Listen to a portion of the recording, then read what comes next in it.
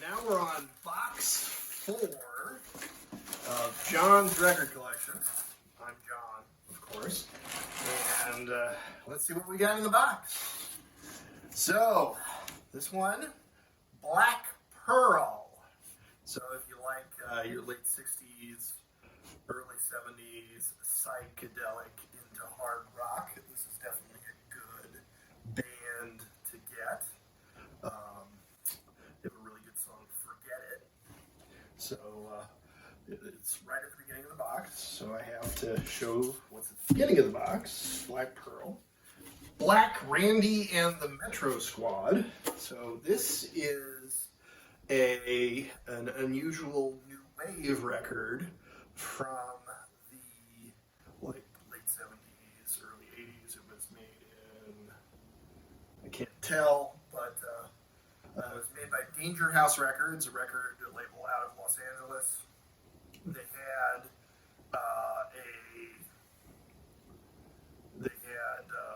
Black Randy, the front man of this group, played piano.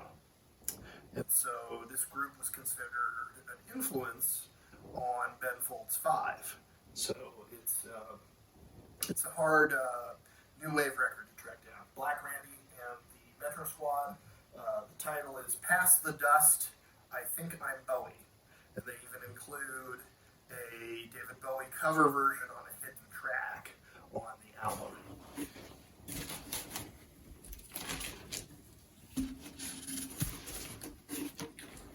Yeah. This is a more recent record, Black Rebel Motorcycle Club. I like them. They sound a bit like the Jesus and Mary Chain, which I liked very much in the 1990s. I saw them live when they were in Berkeley, California. I was in Berkeley as a graduate student for many years. So I got to see a lot of the great music that originates from the San Francisco Bay Area and that comes out of that area.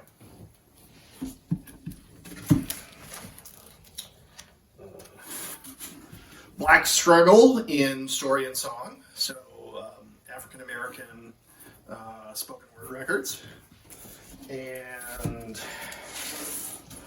Black Widow. So Black Widow, I guess their gimmick was that they were a satanic band, but they weren't a conventional heavy metal band. In fact, there's a guy who plays violin in this band, but there's a song on this called Come to the Sabbath with, I don't know, it may sound kind of ridiculous.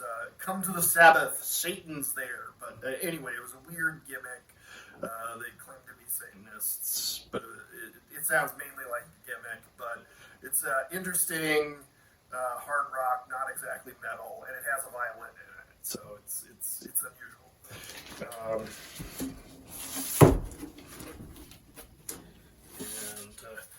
The Blackie Christmas Oratorio. So I think this one is pretty rare. I found it for relatively cheap. I think I have the price sticker still on it. I found this at a record store / used bookstore in upstate New York. What is really bizarre about this? So this is the Blackie Christmas Oratorio, The Birth of a Building.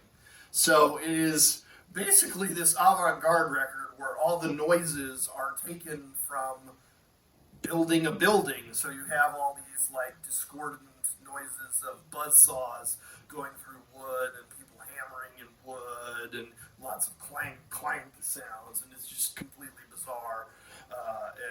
So it's kind of has some status as an avant-garde record. And one-man band. So this is another subgenre or sub-subgenre I like to collect. I like to collect one-man bands. And so this is a rare one-man band record by Paul Blackman on the Folkways record label. And Easley Blackwood. 12 microtonal etudes for electronic music media. This is an early electronic record. And Oh, okay. Now here's one I really love. Really love. Psychedelic Percussion by Hal Blaine. So Hal Blaine wasn't really a hippie. Hal Blaine was a member of the Los Angeles Wrecking Crew. So he was the most in-demand session drummer of all time. And he has played on thousands of hit records. He's probably played on at least over 1,000 top 40 hits. And I think, for example, that drum beat at the beginning of the Ronettes, Be My Baby, I think that's him. So, like, pretty much any iconic drum riff that you can think of from 1960s pop was probably done by him. But this was done as a psychedelic cash-in record, Psychedelic Percussion, Hal Blaine, and it's really kind of interesting. The music is kind of formless, and it's all really brought together by Hal Blaine's drumming. And because of the formlessness of it, it's almost a bit like German progressive rock. It's really that weird. Here on the back cover, there's a woman in a leather raincoat, not wearing anything underneath it. I think she looks a little like Tori Amos for some strange reason. But yeah, pretty hot on the back cover. And lots of really strange percussion instruments on this. So this is what they listed as some of the percussion instruments on the back cover, or the instruments used. So drums, gongs, quarter-tone xylophone, curtail bells, whatever those are, Chinese gongs, Siamese gongs, radiochophones. What the hell is a radiochophone? Japanese show, beaver electronic modulation apparatus. Okay. Sub-bass canary, traumatonium electric novacord, United States Navy gas alarm, Tahitian Pui Lee sticks. Yeah. I'm like, basically, this, if you saw it, you'd realize how crazy this record is, how crazy good this record is. And fortunately, it lives up to all that the packaging promises. So Hal Blaine, Psychedelic Percussion, a classic psychsploitation, psychedelic exploitation record. And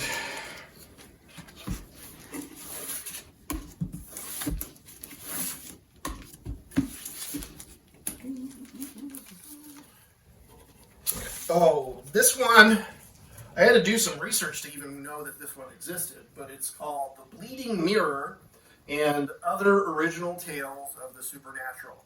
So this is a really cool spoken word record if you're into horror movies and old school horror movies. So obviously it's not a movie, so you only have to, you can only, imagine things happening with your mind once you hear it. But it's these horror stories, and it's kind of that 1950s EC Comics. EC Comics was a series of horror comics in the 1950s. It kind of has that sensibility to it. So this is a really great record, and it has, I think, what are like New York actors who are like acting the hell out of this. So it is very, very interesting. So it's called The Bleeding Mirror and Other Original Tales of the Supernatural. And let's see. This one, Arthur Blessitt, Soul Session. So this is Arthur Blessitt, Minister to Sunset Strip. So this is a kind of Christian anti-drug record of the psychedelic era. It's a guy named Arthur Blessitt. He was a minister who he got like the nickname of the Minister to Sunset Strip. And he would get a lot of publicity for himself by dragging a gigantic 20-foot cross or crucifix behind him, like Jesus dragging his cross. And one of the interesting things about Arthur Blessitt is I believe he was credited with converting George W. Bush to born-again Christianity. Christianity. So this is a very interesting time capsule spoken word record of the late 60s when, the Jesus people movement was trying to get hippies off drugs. And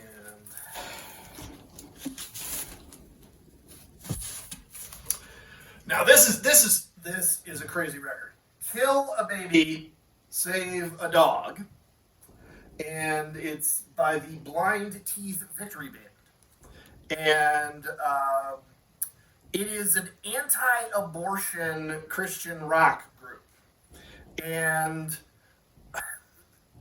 what's amazing about this is that these guys just do not care at all for liberal sensibilities. They just do not give, they are DGAF, as the kids might say.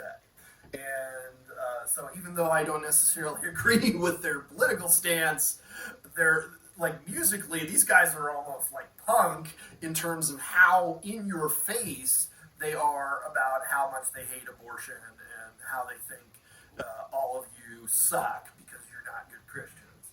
And so, in a way, even though it's a Christian record, it's almost like punk.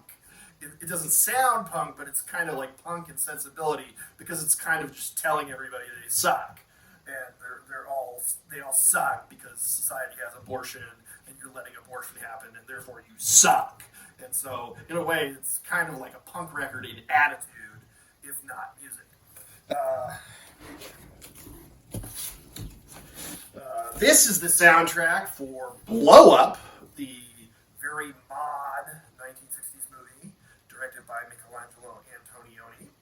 And this one has some songs by the Yardbirds on it. Also, one of the songs on it by Quincy Jones it's I think Quincy Jones. No, it's Herbie Hancock. Excuse me. It's Herbie Hancock. So one of the Herbie Hancock songs on this soundtrack album was used as the basis for D. Light's "Groove Is in the Heart." So that opening riff to D. Light's "Groove Is in the Heart" is taken from this record. And Blue Angel. So Blue Angel, this is I guess 1970 something or maybe 1981-ish. But what's unusual about the group is this was a group that had Cyndi Lauper in it. Cyndi Lauper right here after before she went solo. So Blue Angel, Cyndi Lauper, and Gen Xers will remember Cyndi Lauper definitely. You younger folks might only remember Cyndi Lauper because she's started writing music for Broadway, like for that Kinky Boots musical. But this is where Cyndi Lauper first started out in a group called Blue Angel. And yes.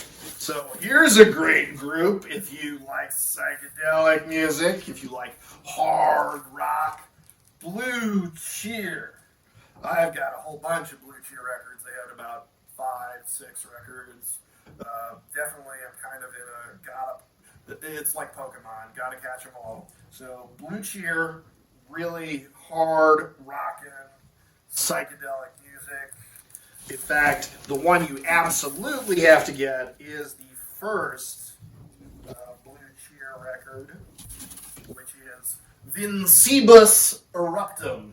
This one came out in 1968, and it is an incredibly influential record. It was influential on heavy metal. It's influential on grunge music. And it was heavily influenced on what they call stoner rock, the Queens of the Stone Age type music. So, very, very influential record. This one might actually be the easier one to find because it had their only top 40 hit, a cover of Summertime Blues. But their cover of Summertime Blues has like this amazing fuzz blasting guitar.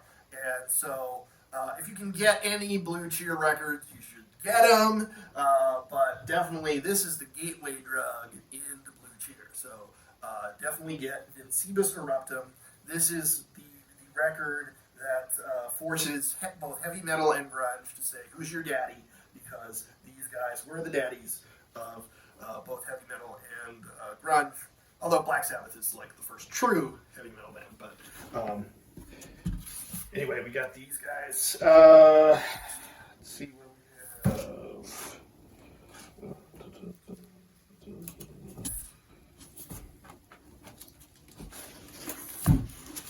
The Blue Things. The Blue Things. This is a 1960s garage rock / pop psych band from 1966. They were similar to the sounds of a lot of the best groups of the era. So they have sounds anywhere from the Who to the Beau Brummels to a whole bunch of things. And, they were one of those groups that just didn't get the due that they were, that they should have gotten. They were one of them. There were just too many groups in the 1960s, and a lot of groups that should have had hits didn't get hits, and this was one of them, Blue Things. And Blues Image. This is the band that is known for, I think, was this the band that did Ride, Captain, Ride? Well, anyway, their albums are actually pretty good, so check them out. And I don't think they're too expensive because the band had some top 40 success. The Blues Magoos. The Blues Magoos are a psychedelic band. Not many people hear about them today. They had one top 10 hit called "We Ain't Got Nothing Yet," but they had several albums, and they were pretty hyped in their day, like in circa 1966. Some of the later albums didn't necessarily sell as well, but I think their albums are not that expensive, but maybe I might be wrong. But Basic Blues Magoos, and here's a more gimmicky album of theirs, Electric Comic Book. And in this case, the album came with a comic book, an electric comic book that you could fill in. I think the band thought that they probably got hurt by the overhype because, overhype wasn't necessarily the hippies had their guard up, and they didn't necessarily believe in a lot of record company hype. This is the really good debut album by the Blues Magoos, Psychedelic Lollipop. It was one of the first albums to have the word psychedelic in the title. I think it came out in the fall of 1966, so they were relatively ahead of the curve as a psychedelic band, but they didn't necessarily get a lot of credit for it. And they have a song on here, Love Seems Doomed. So it has that same LSD pattern in the title as the Beatles' Lucy in the Sky with Diamonds, but these guys did it first, back in 1966. Another band that's actually kind of influenced by these guys is the Ramones. So one of the gimmicks that the Blues Magoos had when they were first starting out is that they'd all introduce each other on stage with the last name Magoo instead of their real last names. And so the Ramones kind of stole that idea from them. And in fact, they have these pudding bowl haircuts, and so, at least one of these guys on any one of their album covers looks like Johnny Ramone. So there was definitely some stylistic elements that the Ramones stole from the Blues Magoos.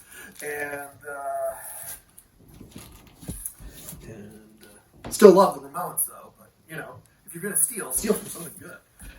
Here, the Blues Projection. I mean, not the Blues Projection, the Blues Project. Yeah. So I got that wrong on first coming out of my mouth. Blues Project. And they're pretty good. They started out as a blues folk rock group and branched into becoming a more psychedelic group.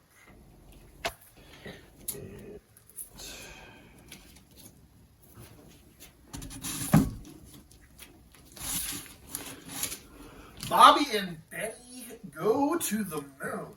This is a great children's record, and what's really interesting about this children's record is that it's got a cover version of James Brown's "Papa's Got a Brand New Bag" on it. So it's got some out of left field stuff for a children's record, and because it's like they're going to the moon, there's all these spacey, sound effect noises. So it's kind of cool in that respect.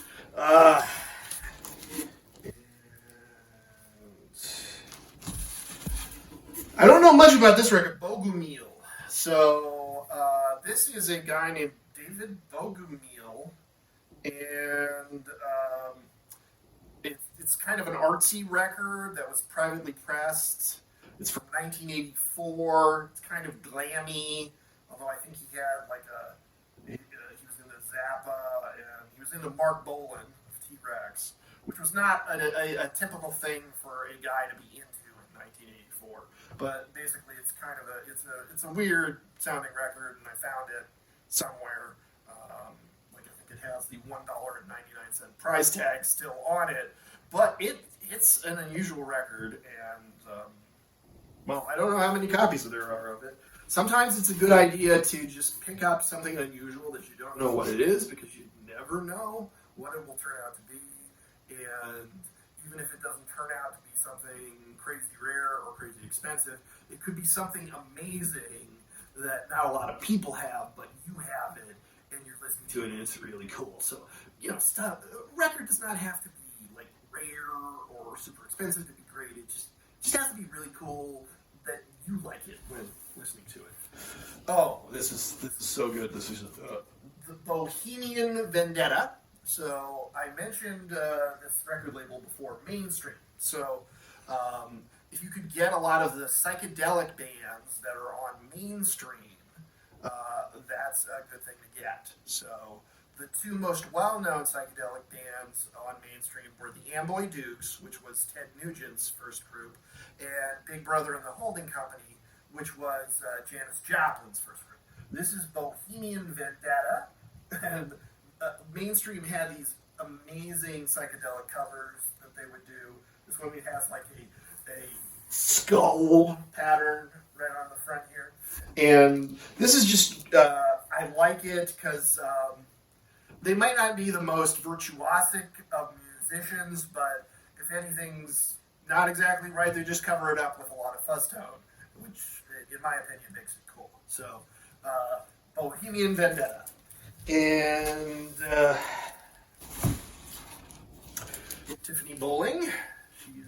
She's very easy on the eyes, but she's also a very good singer. And, let's see. This one, Rosa Bolton. Now this is completely something that was homemade. I love these records that are just completely homemade, where it looks like somebody slapped something on with a piece of glue, or it's just like a piece of paper, and that's the cover. So you want to look out for these kinds of records, because usually something that's very homemade like this was made in very small quantities. Now, some things are in very small quantities because they deserve to be in small quantities, because they're really bad. But this one had some really good songs on it. There may even be some originals on here, but there's some good covers. She does the Monkees, I Want to Be Free. She does the Trogs, Love Is All Around. So it's a very interesting album. I had to get it just because it was cheap, and I loved the look of it. So sometimes if you see records that are cheap, but they look odd or unusual, and they look homemade, or they look like somebody just painstakingly put together, get them.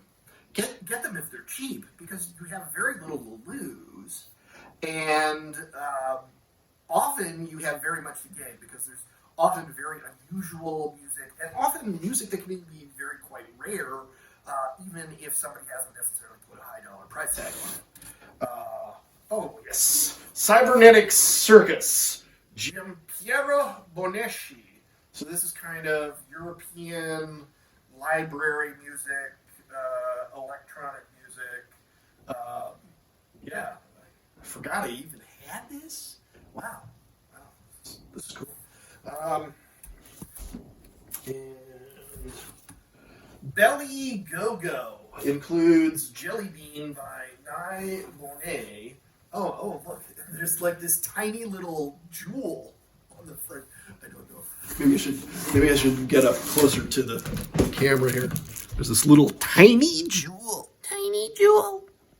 that is embedded in the front cover. That's killer. But this is kind of psychedelic go-go belly dance music. You didn't know such a thing could exist, but it does. In fact, that's one of the things I like to look for. I like to look for weird fusions of different genres that you feel like shouldn't exist but do, and you're so glad that somebody decided to mix all that stuff up together. And then, this is a good psych record, Bonnewell's Music Machine. So this was the second incarnation of a garage band called the Music Machine, led by a guy named Sean Bonnewell. And they had one top 40 hit called Talk Talk, which rocks, by the way. And so let's see. The Talk Talk gang comes back with a bang. The Bonnewell Music Machine. And so there's two really good.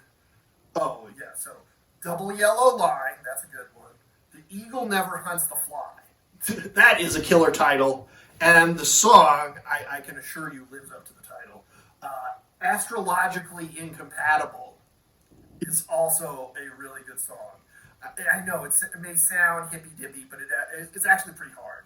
It's pretty hard. And Steppenwolf was supposedly heavily influenced by the Music Machine. So if you like Steppenwolf and you like that Born to Be Wild sound, which was kind of like hard rockin', the pre-metal, the Music Machine, or at least this Bonnewell's Music Machine album also kind of has that sound. So it's good. And this is Booker T and the MGs, Macklemore Avenue, or Macklemore Avenue, and it's a great cover because it's a tribute to the Beatles' Abbey Road cover. It shows members of Booker T and the MGs walking down the street, and it's just a really nice record. And Black Hole Boogie by Borak. This is a weirdo beatnik hippie poetry record that has so some of the titles on the back cover are Occult Orgasm, Orgone Bicycle, Lubricating Mama, Psalm of the Male Sperm. Yeah, this guy's a total weirdo. So he's a total weirdo, but I love him for it, and that's why I have this record. And let's see, the Boston Tea Party.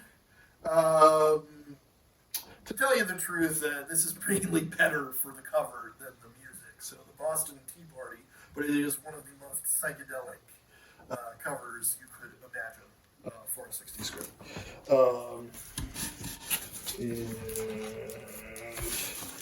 Boulders. So Boulders is it's a compilation of garage and psychedelic garage rock songs. And one of the reasons I happen to have this compilation is it has the original Nothing People by the Beaten Path. The Beaten Path were another obscure 1960s garage rock band, but I know about them because I went to high school with the daughter of the guy who wrote the song, the original Nothing People. So this particular compilation means a lot to me for that reason. Unfortunately, I don't have an original copy of the 45 of the original Nothing people, but if you have one and know how to give me a good deal on it, please look me up. All right. And, yes, the Box Tops, Cry Like a Baby. So the Box Tops, their lead singer was Alex Chilton, who was later the lead singer of Big Star, and a man paid tribute to in a famous replacement songs called Alex Chilton. Children by the Millions love Alex Chilton, and so this is one of his good, it's kind of soul pop record. Cry Like a Baby was the #1 hit, but the other songs on this record are pretty good too. And let's see, Edith Hillman Boxall, music therapy with the developmentally handicapped. So I like to listen to all kinds of music by all kinds of people, and in this case, this is a music therapy record that was used with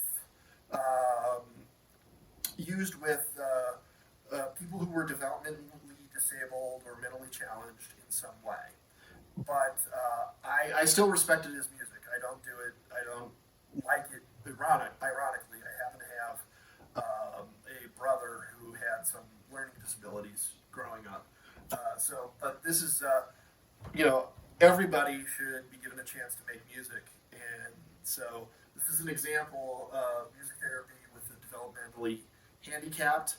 I actually got this copy from Edith Boxall herself. I tracked her down over the phone, and I bought a copy from her. So this is on the Folkways label, another label I collect.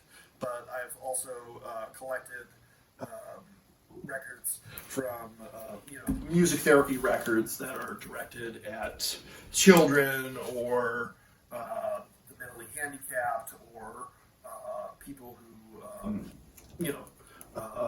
people who are mentally ill or something like that. Some of those records can be very interesting and quite rare sometimes too. This is Voice and Heart.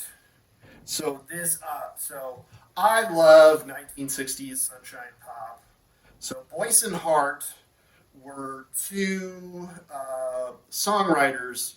They mainly got big in writing songs for the Monkees. So this is a softer side of psychedelic 60s pop. It's sunshine pop. I like that kind of stuff. Maybe if you're hard rock only, you wouldn't like it as much.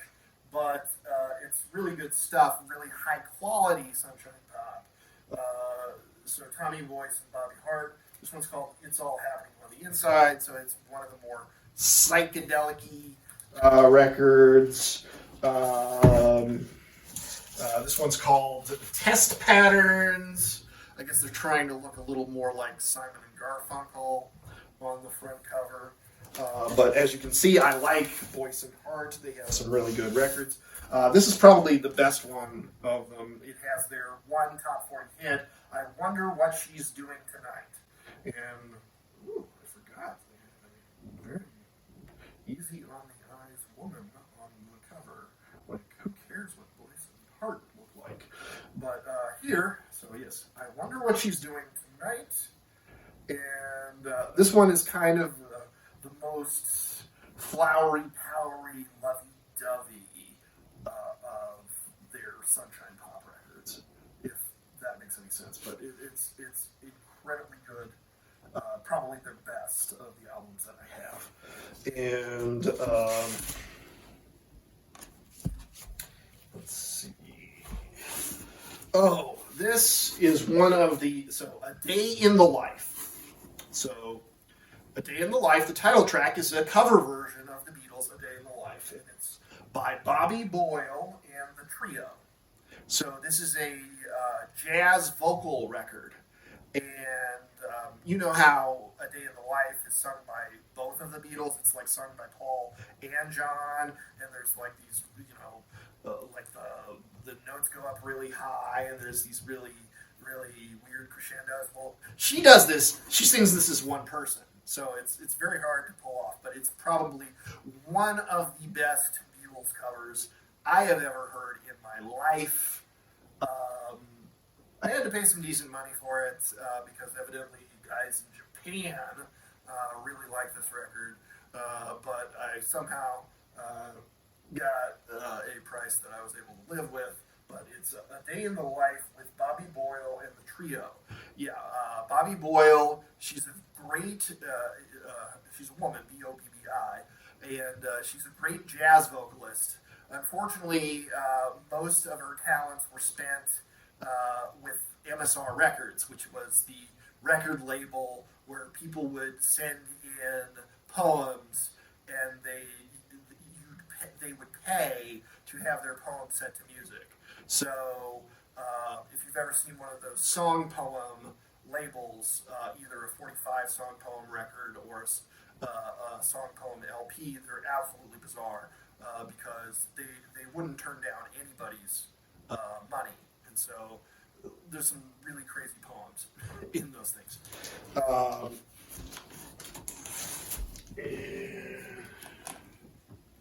see. Oh.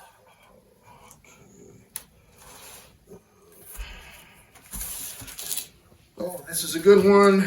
I really like this one. This is Victor Brady Brown Rain. It is psychedelic soul with steel drums.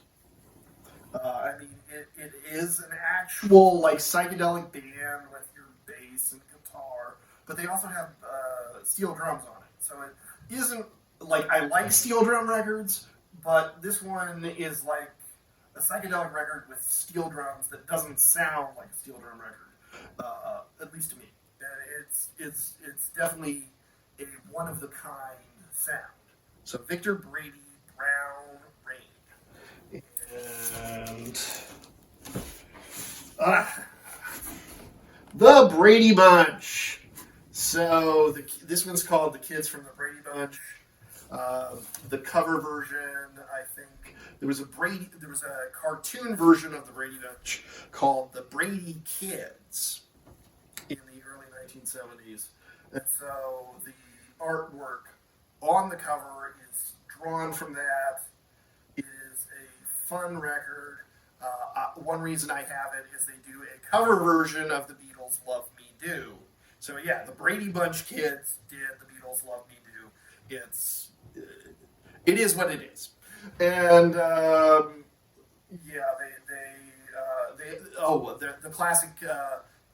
classic Brady Bunch episode with the song "It's a Sunshine Day." That one is on this record, so this is probably the best of the Brady Bunch records.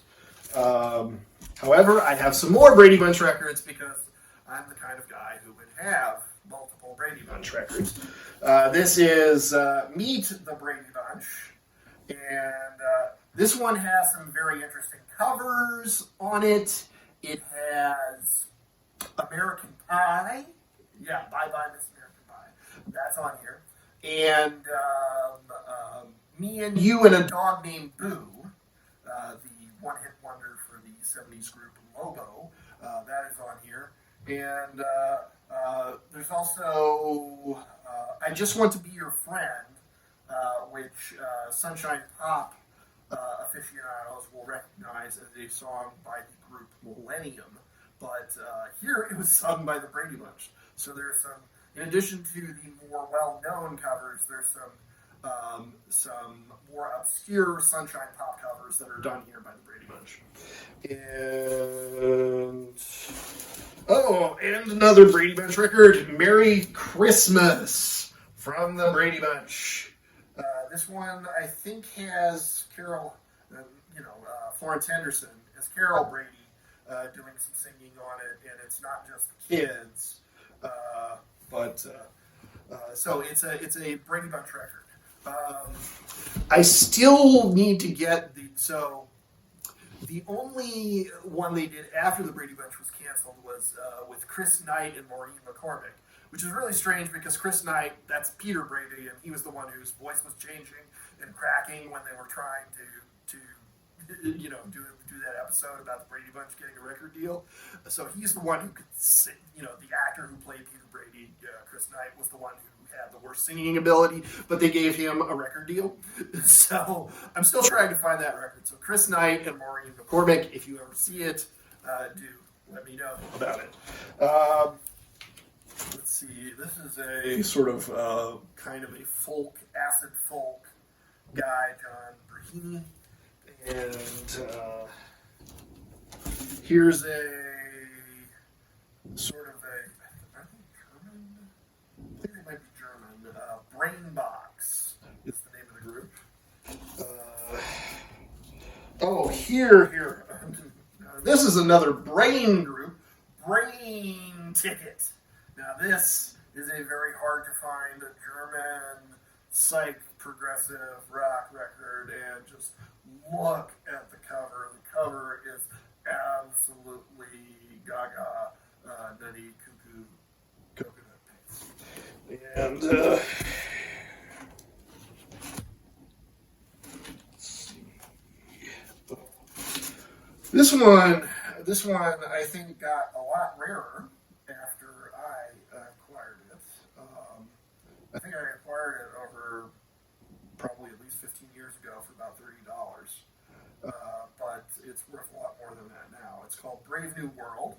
So it is a German progressive rock that is based on Aldous Huxley's Brave New World. In addition to being a German progressive rock record, which has a lot of really serious collectors chasing those records, it's supposed to be a major influence on David Bowie's Low, the kind of electronic Germanic record that David Bowie did, Low, with Breaking Glass and all of those songs. Oh, there's another Beatles record here, and the Beatles go on and on. Hits of the Beatles, created by Ambrose Brazelton. So this is a record that was used in elementary school gym classes, and so there's musical background that is all Beatles songs, but on top of it, there's a guy talking and having kids go through various exercises. But because it's all Beatles, I had to have it, and it's pretty weird. David Letterman, I think, once showed it as one of the wacky records on his show. And let's see.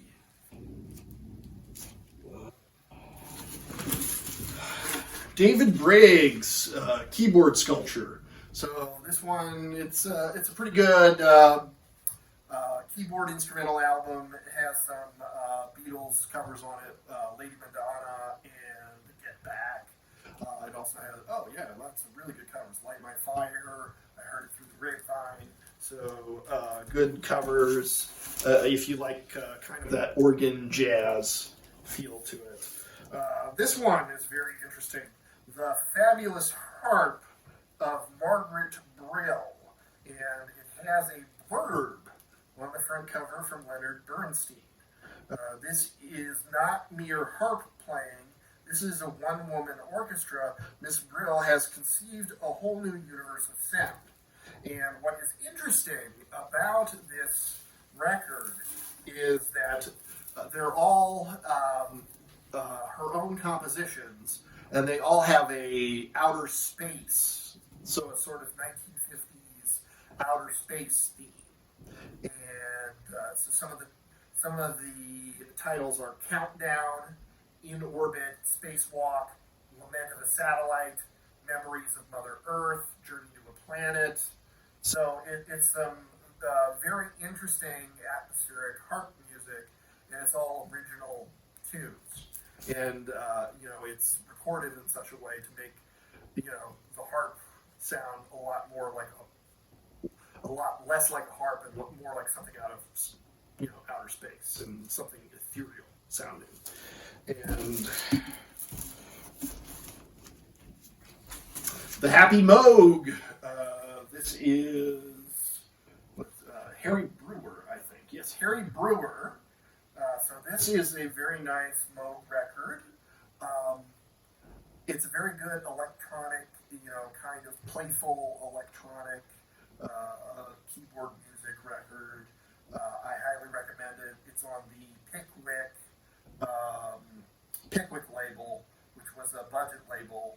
I think for that reason, it's scarce, but not necessarily very rare. So there are still copies that are gettable and maybe gettable for not much money. So if you kind of want something with playful electronic keyboard sounds, the Happy Moog by Harry Brewer. And let's see.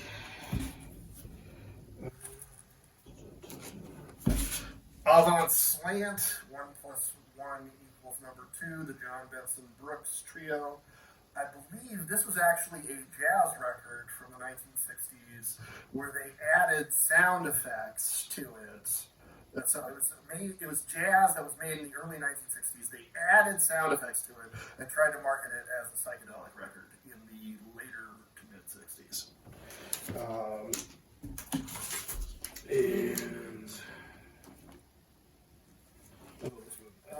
Brother Ah. A-H-H. Brother Ah. This is on Strata East.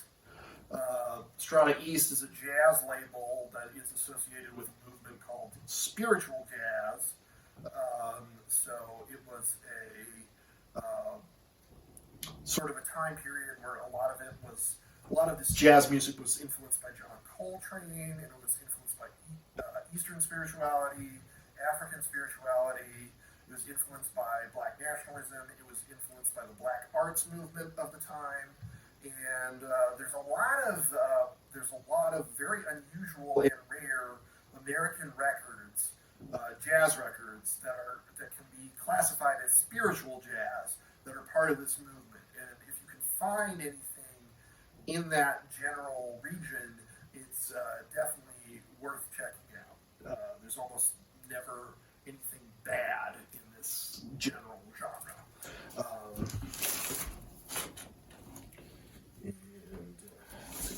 Brother Fox and the Tar Baby, psychedelic group, and just a very nice multicolored cover. And this is a very rare comedy album. It's Coral Records presents Theodore. I have it under B because it refers to Brother Theodore. Brother Theodore was he was a very weirdo comic of the 1950s, and so he was very much a cult figure in the 1950s and 1960s.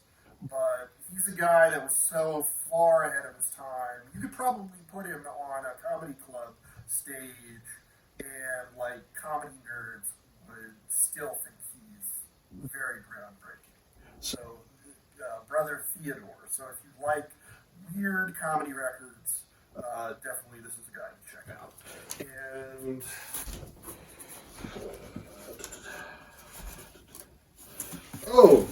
this one is called The Brothers and Sisters. So I might need to approach the camera just a little bit.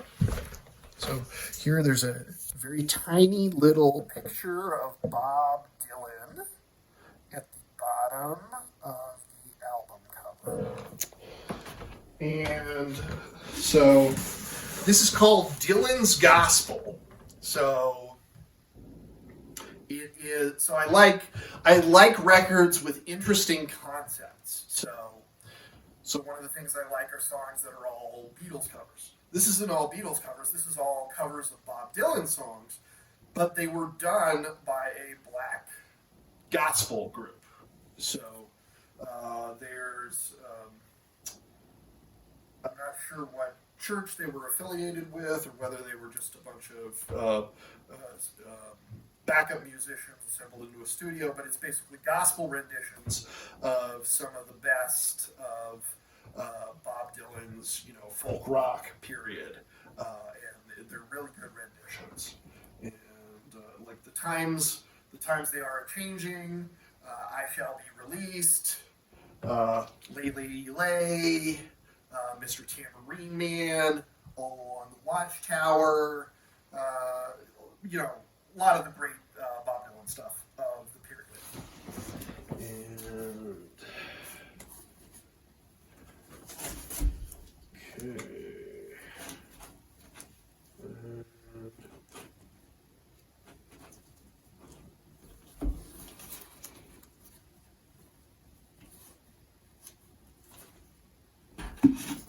Okay, and let's see what else. What's the last one in the box?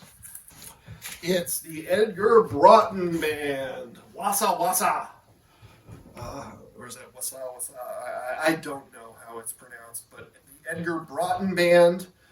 They are from the UK, so not a lot of US record collectors know about them, but they rock really hard. They were contemporaries of Black Sabbath, and so they're not going to sound exactly like Black Sabbath because only Black Sabbath can sound like Black Sabbath. But these guys could rock hard enough to share a stage with Black Sabbath. And unfortunately, they didn't get their due in England. They're a little underrated in England and totally underrated in the U.S. because nobody's heard of them, but they don't necessarily get enough credit in their native land either. But definitely, if you want that, early 1970s hard rock, stoner rock, proto metal, just in your face heavy riffs rock, these guys definitely are up your alley. So Edgar Broughton Band, last band in the box. Hope you like it. Thank you.